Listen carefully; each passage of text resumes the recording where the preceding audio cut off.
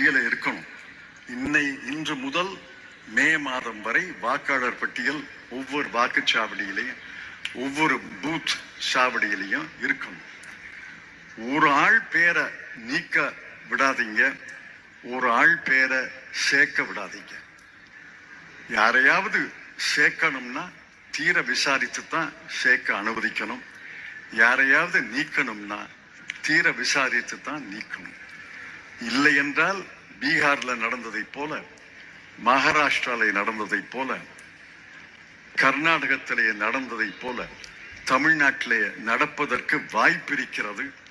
அதற்கு காரணம் பாரதிய ஜனதா கட்சி அரசு, பாரதிய ஜனதா கட்சி தேர்தல் கமிஷன் அவர்கள் கைப்பாவையாக செயல்படுகிறது.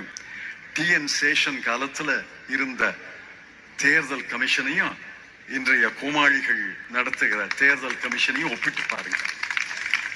தேர்தல் கமிஷனுக்கு உயிரூட்டியது நம்முடைய தமிழ்நாட்டை சார்ந்த TN சேஷன் அவர்கள்.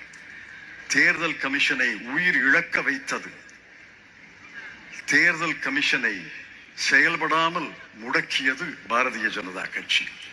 விழிப்போடு இருந்து வாக்கு திருட்டு தமிழ்நாட்டிலே நடக்கவே விடமாட்டோம், நடக்கவே அனுமதிக்க மாட்டோம். நாங்கள் விழிப்போடு இருப்போம். ஒரு தவறான பெயரை சேர்க்க விட மாட்டோம், ஒரு சரியான பெயரை நீக்க விட மாட்டோம் என்று உறுதி எடுத்துக்கொள்ள வேண்டும் என்பதற்கு தான் இந்த மாநாடு. இந்த மாநாட்டில் வாக்கு திருட்டை தடுப்போம் என்ற உறுதிமொழி எடுத்திருக்கிறோம்.